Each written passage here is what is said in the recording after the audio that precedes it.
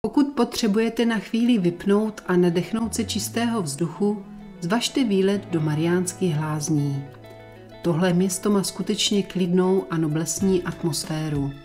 Jako by si tu zastavil čas v tom nejlepším slova smyslu.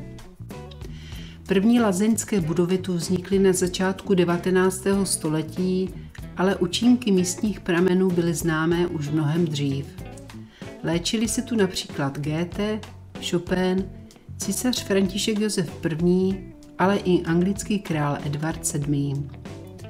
Projděte se po hlavní kolonádě, ochutnejte vodu z některých z místních pramenů, například Křížovy nebo Rudolfův, a pak si sedněte ke zpívající fontáně.